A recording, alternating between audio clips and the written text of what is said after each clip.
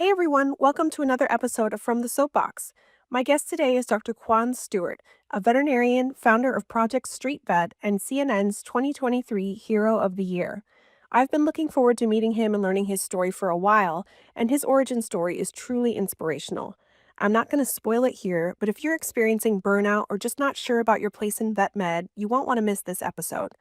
We talked a lot about Project Street Vet and how it was inspired by a chance encounter with a dog owned by an unhoused individual who just needed someone to extend a helping hand and make a big difference in their lives.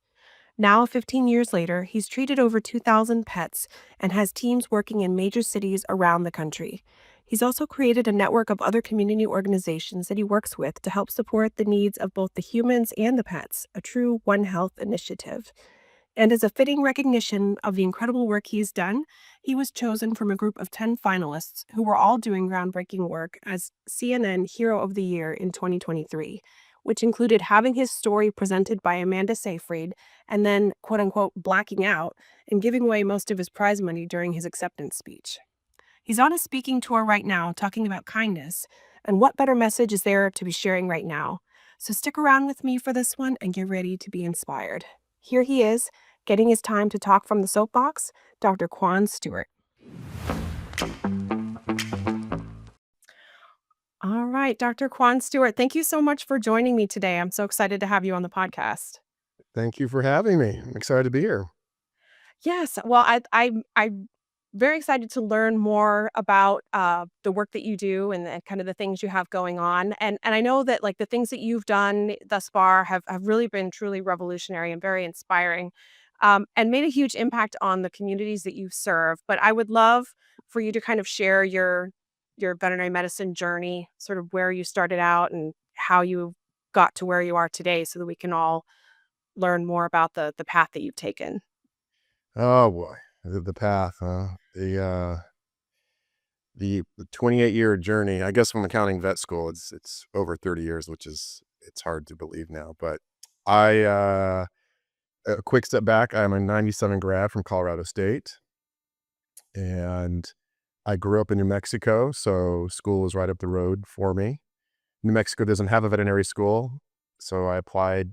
I only applied to one school, which is it's a complete misstep apparently if you're trying to get a veterinary school and you apply to just one. These days it's 8, 10, or 12 vet schools to head your bet, but I got lucky and got into the one I wanted to go to, and it was, again, next state over. And I went in '93, finished in '97, and then my dream was to practice medicine on the coast somewhere near water, because I grew up in the high desert in Albuquerque, and I was just tired of brown. I wanted green and water. So the day I graduated from CSU, I packed up my old junky Mustang and I drove to San Diego without a job, and found a job and an apartment and a life. And I've been in California since, mostly Southern Cal. I bounced around, but in the beginning, it's as an associate vet, you're just trying to find your tribe and find your fit. And I did associate medicine, emergency medicine, and uh, ran a few hospitals. And eventually I decided to, for whatever reason, I still don't know what motivated me, but I went into shelter medicine in 2007. So about 10 years into my vet career, I decided to see what shelter medicine was about, not really knowing.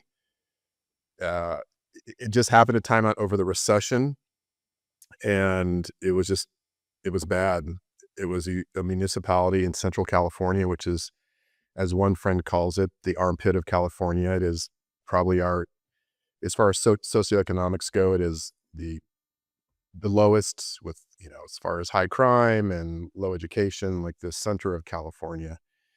That's where the shelter was, public shelter, high euthanasia. Recession hits, higher euthanasia rates in the shelter. It was terrible. And I did 5 years there.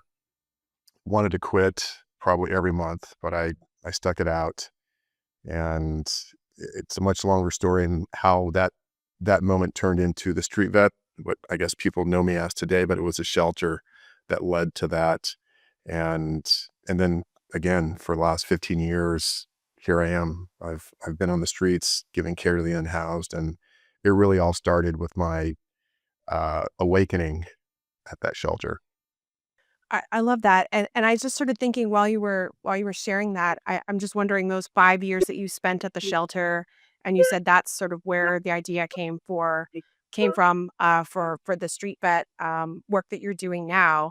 I'm wondering how long you were sort of entertaining those thoughts and wondering if you could make it happen and wondering how you would make it happen and wondering if it was a good idea before you started actually making progress on it.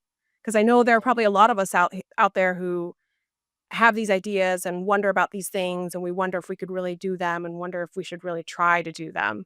What was that process like to kind of go from having this idea to saying, "I'm actually gonna try to do this?" It there was a slow transition. It wasn't like I said, "Hey, I see a need. Our homeless population, they have pets. Those pets aren't getting care. Let me go out and give them care." It was sort of like 2 parts I fell into it, was almost felt like I was forced to do it, and then one part, "Yeah, I think I can do this and I like it." And I'll tell you why. Again, it's a shelter. After about 3.5 years, I had reached my breaking point. I was gonna quit. In fact, the day the day that I credit for becoming the street vet or opening my eyes to this gap in care, I was gonna walk into the shelter and quit. And I was rehearsing my resignation letter in my head. I was sitting outside of 7-Eleven, and what am I gonna tell the director? It was painful for me to think this through because our shelter only had 1 vet, that was me. Prior to me ever coming on, they were without a vet for 2 years. So we're talking about a public shelter being run without a veterinarian. They're seeing thousands of animals a year. Their census was 25,000 animals a year, give or take. With no vet help, with no consistent vet care, they had to like contract vets. A vet would come in for a day here or there, do spays and neuters. You can't run a shelter system like that. They found me. I took the job. After 3 years together, we made a lot of progress. We had a great team. We relied on each other. We were lowering the euthanasia rate. We were increasing adoption rates, but I could just not bear it anymore.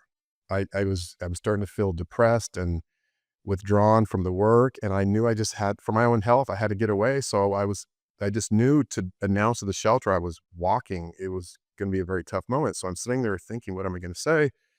I walk in 7-Eleven, I get my coffee. It's my pattern. I'm walking out. There's this homeless gentleman right outside the storefront, and I decided to step over. I saw he had a dog and decided to walk over, and I could see his dog had some sort of really bad skin issue. As I got closer, I could tell it was just fleas. It was just a bad case of chronic fleas, and but bad. The dog looked like a burn victim, as I describe it, and skin was infected. It was red and bumpy. I get closer to him. I announce who I am. My name's Kwan. I'm a vet. See, your dog needs some help. And the man was just desperate for help. Uh, he said, "Yeah, I don't know what's going on. She's miserable. She's chewing and biting. I'm miserable. I don't know what to do. I don't have any money." And I said, "Well, if you're here tomorrow, I'll return with something that should work." So I came back as promised the next day. I did not quit that day, by the way. I did not go in and tell my director I'm leaving. I held on for one more day because I wanted to go to the shelter and steal this flea treatment. And that's what I took without asking. For the longest time, I said it was $3 out of my pocket, but it was really $3 out of the shelter's pocket. So I took that flea treatment. I returned. I treated the dog. And then I saw the same man and the same dog about a week and a half later, and the dog was transformed. The skin was looking healthy. The fleas were gone. Uh, Before she was laying on her side. She didn't even lift her head when I came near her. And this time she jumped up. She was just full of life. And the man sitting in the same spot, he just looked at me with tears in his eyes. And he said, "Thank you for not ignoring me." And he said that because I had seen him and walked by him probably 4 or 5 times prior to finally stepping over. But he thanked me. And I remember taking a knee, and I started to get emotional, and I just I remember making him a quiet little promise that I was going to go out and find more people like him. And that was in 2011 that that moment happened. And I did not quit the shelter for another year and a half, 2 years. I stayed there. And during that time, we built a brand new shelter. The shelter we were in is 50 years old, brand new shelter. And from that moment to the time I left, which was exactly 5 years to the day, we cut our euthanasia rate in half. We doubled our adoption rate. And it is still today probably the proudest moment or period of my vet career was the time at the shelter. But that was the moment that sparked um, this person, this professional I am today.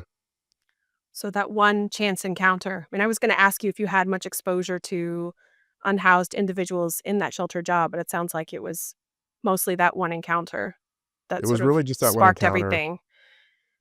that started everything. Yeah, and I guess really to answer your question, I'm not sure that I did. I decided after that moment, okay, how do I do this? I guess I'm just going to go out and walk and find unhoused folks and figure it out. And that's what I did. In my free time, which I didn't have a whole lot of, raising a family, I'm pouring in heavy hours of the shelter, but I would find time and I would walk the areas of the city where I knew I could probably find some unhoused folks. And I did. And I come across a few that had pets and I just started carrying a bag of supplies. And it was just this, again, it was a really long transition figuring out how to do this. I didn't have a blueprint and I didn't know anyone who'd done it before. So I was just learning on the go. And that one person in front of 7-Eleven turned into 10, turned into 50, and then 100 over the months and the years. And I don't know, I think I've had over 2,000 individual encounters in the streets since then. That's amazing. And I wanted to ask you too, because I think we talk a lot in veterinary medicine, and we're becoming more and more aware as the years go by in terms of the benefits of both physical and mental health, mental well being for humans who have pets. But I'm wondering what you see having a pet or pet ownership does for people who don't have a home or people who are living on the street. Like what does that do for them? I try and articulate this as well as I can, but I preface it by saying I don't know because Right. I'm not homeless with a pet and I don't know what it feels like to be in that position and to have perhaps just one loving companion with me. I can speak from my experience, and this is probably relatable to most people who have pets.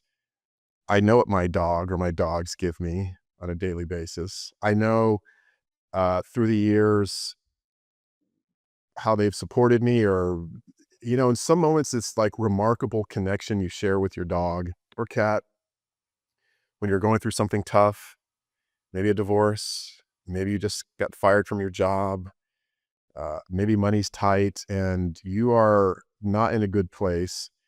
And the a relationship or emotion that you exchange with your pet sometimes, think about that, but think about that moment. And then I would just say multiply it by a factor of who knows, 5, 10, 50, because now you're on the streets. You don't have any family, any friends. You don't have four walls around you. You don't know where your next meal is coming from. And all you have is this little four-legged friend who comes up and then rests his head or her head in your lap when you're having this, perhaps, as I've seen, someone who's on the verge of suicide. So imagine yourself, again, going through your little tough moment, but then multiply that. Put yourself in the streets where you think about taking your life, and then it's your dog who rescues you. And again, I've seen it. I've seen that play out right in front of me. So I can describe it to that extent, but all I know is their relationship, the support, the loyalty, it really is on a much higher level. And I'm assuming you probably hear some of their stories, maybe not all of them. Do you know, in general, I mean, are most unhoused individuals who have pets, those are pets that they had before they lost their housing situation? I mean, is there Not kind in of every a case. typical backstory or No, not it varies necessarily? quite a bit. Some obviously have pets when they are displaced from their home. But many also acquire a pet on the streets because they're lonely, and so they will rescue pets. Many encounters with people who are alone, suffering, and they find a stray dog, and they become, you know, best friends with this new companion and rely on each other, right? The dog is looking for a mom or a dad and something more consistent in its life, her life, his life, and so is a person. And yeah, and the one thing I will say about this observation that a lot of us have had when we see a homeless person in the streets with a pet, and immediately we feel sorry for the dog.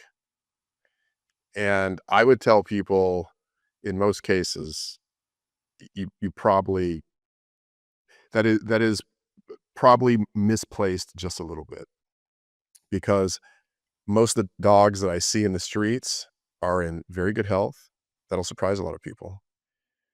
Uh, they are well nourished and very few health problems.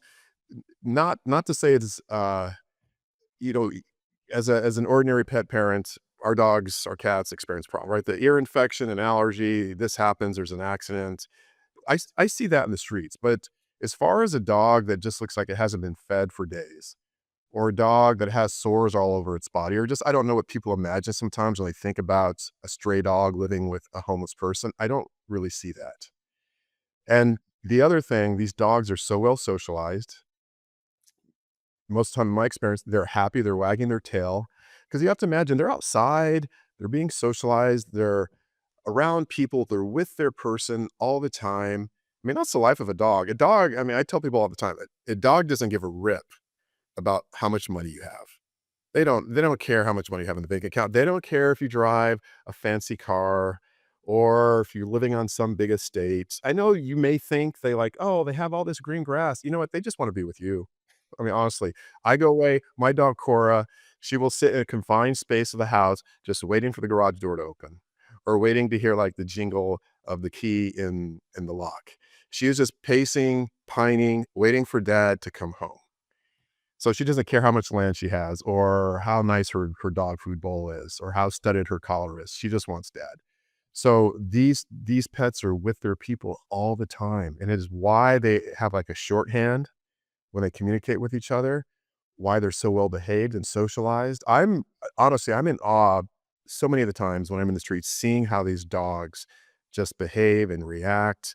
And I've been bit in my 2,000 plus encounters one time in the streets. It was by a Chihuahua, by the way. I've seen Why is hundreds of that pit not bulls, surprising? hundreds of pit bulls, never been bit by a pit bull. I've been bit many times in clinic with, so-called ordinary pet parent, number of times in the shelter, as you can imagine, one time in the streets. Yeah, that makes a lot of sense. I mean, because we think about, what goes into socialization, exposure to different sounds, different, um, potentially scary visual stimuli, different people, never knowing what's going to happen from one day to the next, just kind of repeated exposure to things that would sort of desensitize them to some of those experiences versus, when you think about the classic, COVID puppy who maybe didn't go anywhere for a year and a half or a That's couple of the years. biter. And Yeah, he's the one yeah, that grows up yeah. and bites when it comes to the vet. These Yeah, dogs on the those are the street, ones we're still seeing in the in the clinic, right, but isolated, yeah, never yeah. trained, never socialized. Yeah, and then I hear you saying that these pets are often they look really good, they look like they're well fed, they're happy, they're socialized. I would imagine that means that in a lot of cases, their owners are making decisions around their living situation, what they do on a day-to-day basis, at least in part based on how it will affect their pet. Do you get any exposure to kind of how they take that into account or how that affects their lives? If they're gonna get housing or what their day-to-day Yeah, is. like, how that affects if they're able to find a housing situation or where they end up living or just how they take care of themselves so that they can keep their pets with them. Well, I can speak from my perspective here in California. California is a fairly progressive state, as everyone knows. And that's the same on the housing front with the unhoused, with the homeless. They are actively trying to provide more housing that takes different forms. Sometimes these are encampments, sometimes these are brand new buildings. And yes, we're trying to solve our homeless um, issue here. California is 13% of the US population. We are 31% of the homeless population. So nearly a third of all in-house people in the country reside in California. And it's for obvious reasons: more services, warmer weather, more tourism, easier to panhandle. So we just attract this demo of people. So we actively have to seek solutions. And for a long time, so going back when I first started doing this work, many times they would not allow pets in to people that got what I call their golden ticket. So your name is punched, you get housing, dog can't come. That has changed quite a bit. So the laws are changing really city to city, not statewide yet, where it's mandated that, yes, you have to include someone's pet, not just a service animal, but their companion. So yeah, but on that front, I've told this story famously. The the guy whose golden ticket was pulled, he had a dog. I'm not going in. He was not allowed into housing with his dog. He said, I'm not going in.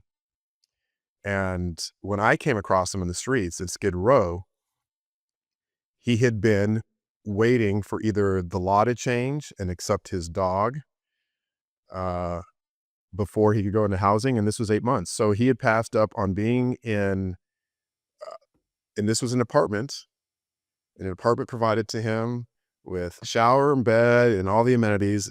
He declined because his dog couldn't come. He said, I'm never going to separate from my dog. My dog's my family. So would you go into housing and leave your child behind? I said, no. Absolutely not. Yeah. So I'm not doing it either. I made a commitment to her. She's going to stay with me until we get into housing together. Well, I'm glad to hear that things are at least starting to change on that front where there's more awareness of that, um, and potentially more options for individuals who do have pets. Um, and I'm wondering, in the work that you do you interact with other community organizations that are more focused on sort of the human health and well-being in terms of either them potentially referring individuals to you who might benefit from your services, or you being able to refer back to them for other needs that the humans have that you happen to see when you're caring for their pets? Yes, you start networking over time, and yes, we have a fairly robust network. You do this years and years. You sometimes you just happen to come across other social services in the streets, or sometimes we're actively seeking each other and trying to develop some sort of collaboration. So yeah, and then there's this whole One Health approach we're starting to talk about now, which is it's sort of total package care to person, pet, and how do we combine forces to deliver care to the family, right, to everybody, and that is becoming more of a thing. So yes, I'm happy to see that. Again, when I started doing this work 14, 15 years ago, that wasn't really something you would observe, but now we realize that pet helps keep person happy and healthy. Person is obviously looking after pets. If we can provide for both of them, they're just all around doing better. The family unit's better and happier and healthier. Right, right, everyone's gonna do better. Yeah, and, at AHA, we just released, I think just last month, the One Health guidelines, which is the first time ever that we've had a guidelines where we actually brought veterinary, professionals and human health professionals and a bunch of other allied professionals together, to work on them. So, I love that, and I hope that we see a lot more of that, and I think that there are probably a lot of instances in veterinary practice where, um, we hear the stories. We hear the stories of perhaps why, um, a pet parent can't say yes to a treatment recommendation that we make. We hear, the financial struggles, the divorces, the mobility challenges, the personal illness, whatever the story is. We hear those stories and we would love to be able to do more. We would, it's something that's out of the scope of what we provide, but we would love to um, be able to sort of refer that individual somewhere where they can maybe get some of that additional assistance. And I think a lot of times we just don't know where to refer them or what to do or even what that next step would be. So my hope is, over the coming years that we'll find more ways to work together, so that we can, as you say, develop those connections, to find out what services each group provides and be able to help more people get sort of connected with those services. So I'm glad to hear that your experience is that that's happening and that you're able to do that. Um, and then I would also imagine, obviously you're providing a mobile service, you're out in the field, that there are instances. I watched a couple videos where pets need care that you just can't provide on the street, where you have to refer to either kind of a full service veterinary practice or maybe even a specialist. How are those relationships structured? I mean, are there practices out there that are kind of coming to you and saying, "We'd love to work with you. We'd love to be a part of it," or are you having to kind of go out and sort of look for them and broker those relationships? How does that typically happen? Y- Yes, again, years and years of doing this, you just naturally start to develop relationships with other veterinarians in your area. Some actually seek me out and say, "Hey, heard about what you're doing. Can I help?" And other times, in the scenario you started to describe, I am on the streets. I'm in Skid Row. I come across a pet who needs more care than I can give on a corner, on a street corner, under traffic lamp. Which, as I say, always becomes my office. I have makeshift offices all around the state, and they're in alleyways, under bridges, on a corner, but I can only do so much sometimes. I'm providing basic wellness care. Uh, the care that I usually give most of the time is in the realm of skin, ear infections, allergies, perhaps pain-related conditions that I can treat with an injection or medication, nail trims, vaccines, again, a lot of wellness. So I can do all that out of my bag. In fact, the numbers I've collected over the years tell me that I can do about 80% of the things I see in the streets out of my backpack. The remaining 20%, I have to get into a clinic, and we're committed to doing that. We cover all the costs. So if it requires x-rays and follow-up treatment, if it needs lab work to determine if it has some sort of internal issue, internal medicine condition, diabetes, so forth, we get them in and the care is handled. If it's a mass, a lump that needs to be removed, dental work, teeth are dangling out of the mouth because it's never had any dental care, we send them in, we cover all the costs. And so, yes, over the years, you develop relationships in your area. And so do you sometimes go into the clinic and do some of that work, or you hand it off to the I hand it off. Yeah, partner? most of the time I hand it off. When I was doing some emergency work in LA, occasionally I would refer them to me and say, come, I'll be doing the shift, come on in and I'll see you. But now that I have teams and other veterinarians around the city and the state doing the work, they're for the most part, they're instructed to see the animal if it has to go in, just offer the nearest clinic. Again, you have to consider a lot of these people don't have transportation. Right. So we're trying to do what's most convenient for them. So I may not have a relationship near where I encountered this person and their pet, but we will make a call and we'll just have caseworkers who handle the cases, and they'll call the nearest vet and say, okay, we have an appointment set up for you. Head on in and we'll help manage the case and the cost. And the veterinarian will treat you just like any paying client. That's wonderful. And I imagine with all of that, then you're having to do quite a bit of fundraising, both to cover the supplies that you use and to cover these referrals that you're making to other facilities. So I imagine you have kind of a well-oiled machine now, but how do you? No, I have a well-oiled machine on the service and care side. I am still trying to figure out, and I think any sort of small charity is still navigating. how to stay afloat. Unless you're some legacy, organization, Humane Society of the United States or ASPC or some of these big ones we know about. These grassroots charities, I mean, there's no guarantee we don't fold in a couple years. So we're always actively broadcasting the work we do, hoping for support donations. That's just the nature of the work. And yes, because of some of the recent attention I've received and the CNN Hero Award and the Instagram now, this funny, silly thing called social media, which is just like a daily marketing tool.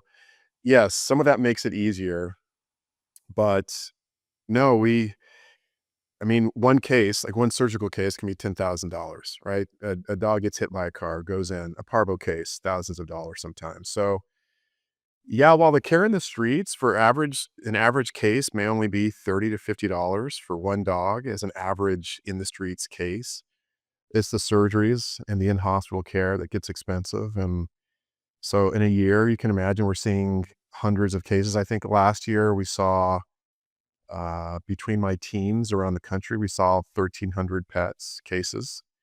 You put a multiple on that, that's hundreds of thousands of dollars. So, and anyone who's listening, I want them to know, because I'm very proud of this, that my veterinarians, and we're in multiple states and cities now across the country, and my technicians and assistants, we all volunteer our time, including me. When we go out, I'm a volunteer and I'm giving my time and talent and love to this mission, and so are the other veterinarians across the country. So in that respect, we are very well oiled because the money that comes in really goes to the pets. And that was the whole point of it. Since I started this in 2011, walking the streets, it was never about, how can I build this massive organization and have this huge staff and pay everybody great and give everybody health care. No, this really is, it's a project of passion. And as we like to say, it's for passion, not for pay. And what we found, what I've offered to pay a couple of my veterinarians because they're shifting from their day job to doing more of this volunteer work because they love it so much. And I've said, you have to support your family too. And I'm speaking about one vet in particular in Atlanta. She's like my superstar vet, uh, Kristen Schmidt. I think she's going to carry the torch for me one day. And I've offered to pay her for her time. She says, no, it wouldn't feel the same. It wouldn't be as meaningful if it was transactional. If you go out and do work and receive money for it, and that's fine. I mean, that's obviously we have to do that. We support our families. I'm a passionate vet when I go into the clinic, and yes, I'm getting paid for that day's work. That feels good, but there is something different and special about going in the streets, providing care for a pet that may never get it, for a person who could never pay for it, and taking nothing in return. There is no agenda. It's just a simple act of kindness. And that has sustained me. That is what's kept me in the veterinary game, because I would have burnt out a long time ago. Compassion fatigue would have taken me under the water years ago. But going out and doing this and doing it like that, there's something very neat about it. Yeah, I can really see that because you're making such a huge difference for those pets and those humans who most likely would have nowhere else to turn if you weren't there. You and your team of selfless volunteers. So I that doesn't surprise me at all that that's what's kind of kept you going. I mean, it sounds like maybe way back when that kept you in the shelter job for another year or so, and um, probably kind of gave you a little spark of enthusiasm to keep doing it for longer. But yeah, I love that, and I can see how others. I imagine that you have a lot of interest in veterinary professionals coming to work with you. I mean, how is that these days? Are you actively trying to grow and sort of seek out volunteers, or do you have more people who want to do it than you can accommodate at any one time? What's the We current do. state of That's a things? great problem to have. I have more people wanting to come in and formally become part of Project Street Vet, start their own veterinary team in their own city. I I just don't have enough infrastructure and enough money to make sure that if I set up a team in Denver, we're not in Denver, for example. If I have a street vet team pop up in Denver in the next month, It's not a one-off. It's not, "Hey, we came and did some work, we'll see you later." If I establish a team in a new city, my plan is to have it stay. So the city, the community can start to rely on us. The people we've seen and their pets, rechecks are necessary. I wanna make sure that we're there for them ongoing. And so I have to be very calculating in, okay, set up a team here, infrastructure, money, resources, a caseworker. There's a lot that goes into that. And so I'm growing slowly, organically, but I'm not short on people who want to volunteer. Veterinarians I'm talking about, veterinarians who want to volunteer. And we're in a veterinary shortage right now, as you probably know. It's hard to find veterinarians and pay them well, by the way, much less veterinarians that want to volunteer. So I think that is remarkable. And I wish I could grow faster. If someone like, left me an endowment of $10 million, I could pop up and what I will tell you now is my dream. My dream is to be in the 15 largest cities in the country. And if I was, that would account for 75% of our homeless population. So right now, that is my goal slash dream, is to get to those 15 major cities, have an established street vet team there with the resources, and yes, 75% of our homeless population to be accounted for and their pets. I'm in about 5 to 6 cities right now. So I have about 9, 10 more to go. But I know I have veterinarians ready. They're on the ready. They're ready to pull the trigger. I need a little more time to get things set up, and we need to build out our fundraising arm. Well, let's manifest an endowment for you then, Yes, right yes, here. I'm doing that right now. Every day I All right. Well, I'll try to help manifest it for you too. Okay. Um, and I did want to talk about the CNN Hero of the Year award from 2023. Could you just talk a little bit about what that experience meant to you and how it has kind of helped grow the work that you do? Because it's quite an That we amazing were accomplishment. Yeah, I know. Because of social media, my brother who manages all that does a wonderful job. That sort of put me on the map, the organization, the charity. But it was the CNN award in December of we're going on 2 years now, that really just put us in the stratosphere, and so many more people are aware of what we do, and yes, a lot more donations came in. It was great, and it's an experience of a lifetime. It was like celebrities and black tie affair, and it was televised live, and I was, uh, a finalist of 10. There were 10 of us total from around the country, around the world, really.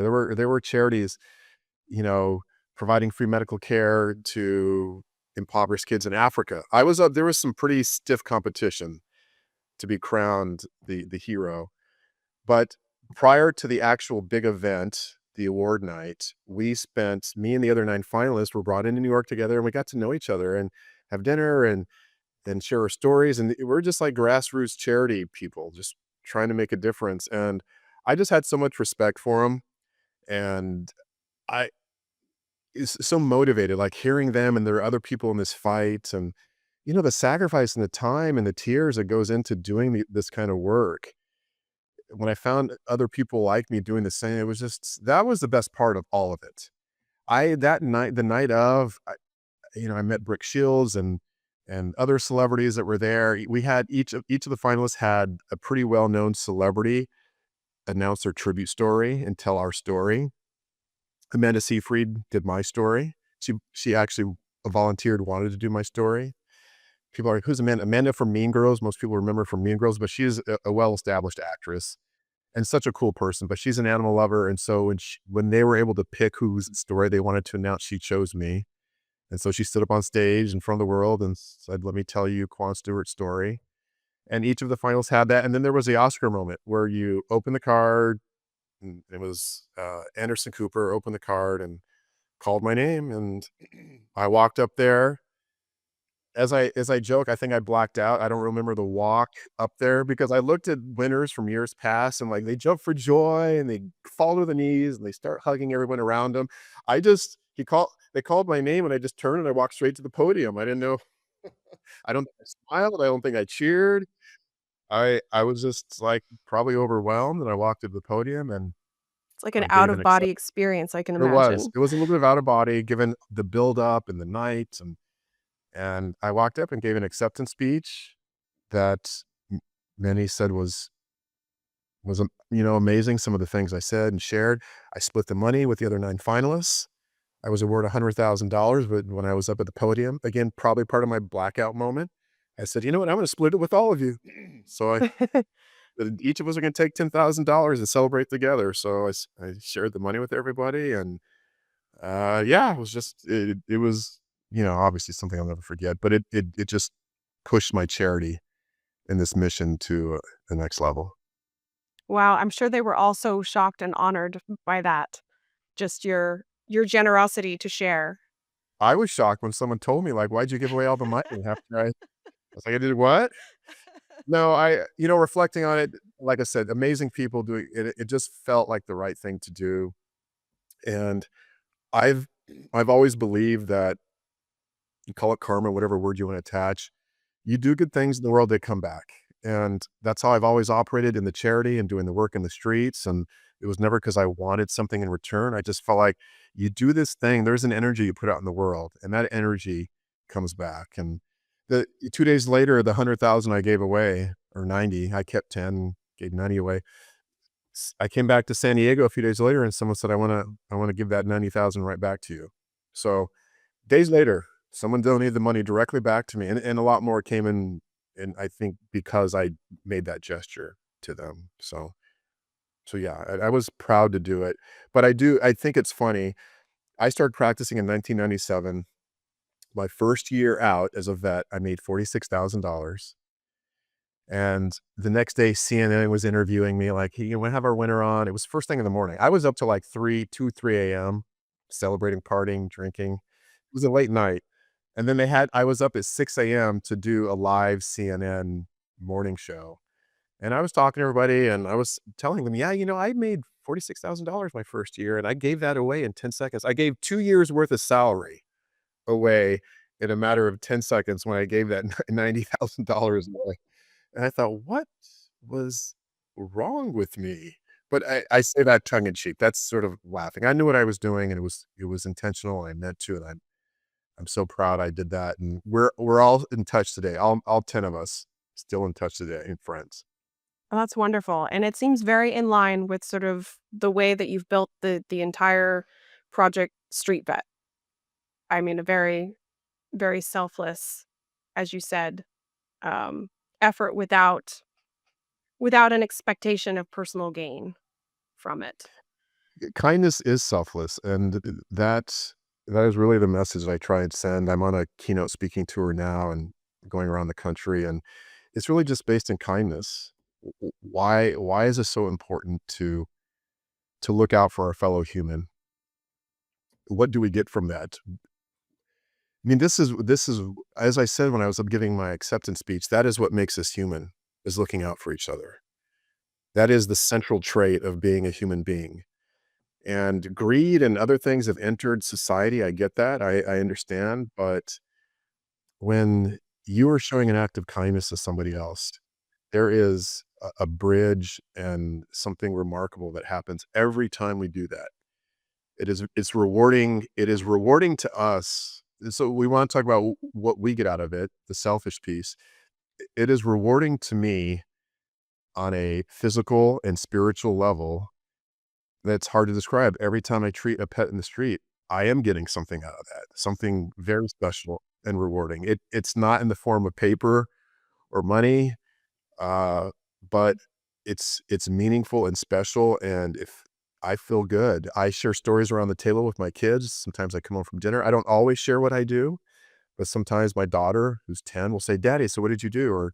And I'll share a story, and I can tell they get it. They understand. I'm not preachy about it. I just say, "Yeah, dad did this." And sometimes my daughter will just look at me like she's figuring it out. Like I can see her brain is thinking and understanding and putting this together. And then I will tell you quickly, we were on vacation in Santa Barbara about 2 years ago. I gave her $50 before the trip started. It was her spending money. And on the second day, she probably had $35 left.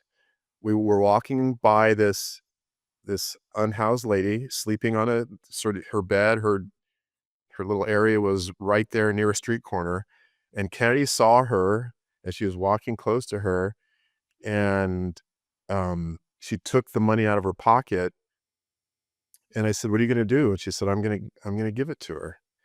And she went up, and this was completely unprompted by me. She went up, handed her all of her remaining money for the trip, and walked away, and I said, "Why'd you do that?" She said, "Because she needed it."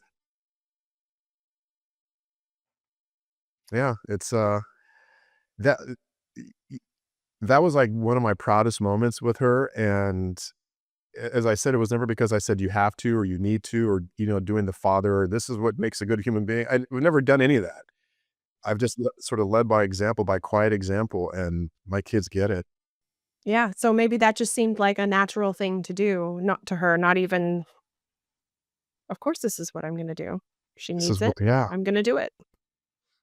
yeah. I She's love gonna, that. and hopefully she keeps that as she grows and matures because that is, I mean, I don't know that that was a lesson I learned or quite understood until I was well into adulthood.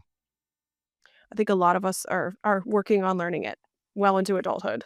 But you set a great example for her, and I think the work that you're doing is setting a great example for so many others. So I really, really thank you and appreciate all the work that you're doing.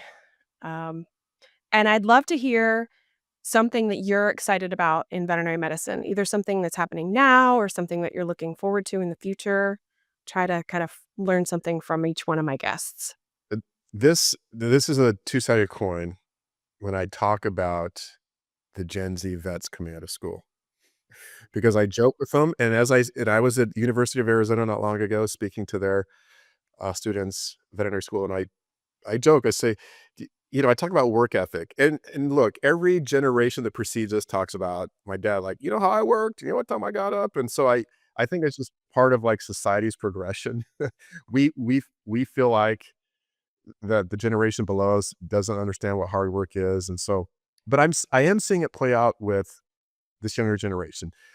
But not to their detriment entirely because this work-life balance, this thing we talk about, it is a thing. It is important. It's something that I didn't get right and maybe why I wanted to walk from the profession much sooner than I needed to. So they get that piece of it. But I also think at times, like, you guys have to earn your stripes, right? You got to get in to, like, roll up your sleeves, and sometimes you got to pull that double shift and sacrifices have to be made. I still believe that, but that's not what I'm excited for. I think they'll figure that out. I hope they figure that out. What I'm excited for with that generation is they understand the importance of the sort of non-business side of veterinary care, perhaps a little more than I do in my generation.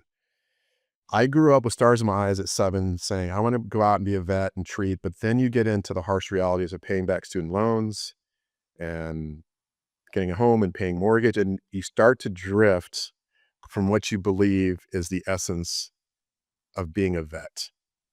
It's like the world and society and greed and money enters the equation, and I see this in practice owners who lost their way, where it's really about overcharging pet parents and about the estimate and get what you can while they're here, while we have them in the office. And they've started to move away from what it means to be a real veterinarian. I'm excited because I see in them uh, a value or a thought process or an attitude that is going to keep them on the path longer to really get into the industry, the profession, and deliver good veterinary care. And it's not always about what I have to charge and what I have to get. I do believe they get that more. They also understand the importance of giving emotional support or care to pets that come into the clinic. And I didn't get that for the longest time. Right? We talk about fear-free and the importance of fear-free, the fear-free movement, which is giving attention to their emotional needs. We understand the physical and treating the physical and the broken bones, but understanding that when that pet comes to the door, we have to do the we have to do a better job of alleviating this fear and anxiety and stress that pets experience when they come through. And I think they get that as well. I know they get that because all of them are coming out of school fear-free certified. So this whole movement around that, so that I'm excited for. I think, again, going forward, it's going to be a sort of a new era of how we give total care to these pets. I love that, and I feel very inspired by younger generations as well. I've learned so much from them, so thank you for sharing that. I've really, really loved learning from you, and again, very inspired by all the work that you do. So thank you so much. Do you have any final thoughts you'd like to share with our listeners, or anything you'd like to share in terms of how they can follow along with the work that you're doing? Yeah, they can always, again, this crazy thing called social media. I don't like social media, by the way, just so people know. If it wasn't for my brother, I probably wouldn't have an Instagram, but it is necessary. They can always go to the Street Vet on Instagram or Dr. Kwan. We share stories and updates. Our website, projectstreetvet.org, if you ever want to donate or contribute or volunteer, there's more than enough information there. And again, I would just remind people that it feels to me like we're in this somewhat unfortunate window where kindness and empathy and compassion are under attack. I don't know why. There's so much going on in the world and divisiveness, and I just want people to remember that just doing something very simple for someone else is it can create a ripple that perhaps changes that person's life, and it can be really small. You don't have to go out and start your own charity like I did. You can see that your neighbor's in need of something, needs a ride. They've their grass needs to be cut and they're unable to do it. You just offer that. And these simple acts of kindness, they are the tether, the thread that keeps the earth, as I say, spinning on the right axis. And if you just remember that day to day, and all of us do that more often, then we will self-correct this path we're on and do better. Love that little bit of optimism. Yes. Definitely need that. Well, thank you so much for your time today. I really enjoyed this. Can't wait for everyone I else to mean, hear thank you. it. Yes, it was a pleasure being here, and we'll talk again. I will update you on things that go along, and if I can ever come on again down the road, year or two, and maybe share some cool, inspiring updates, I'd I love would love that, and you can let me know when that, endowment comes through too, and to. we You can can let me know. celebrate that we manifested it. There we go. I love that. All right. You got a Alright, deal. sounds good. Thank you.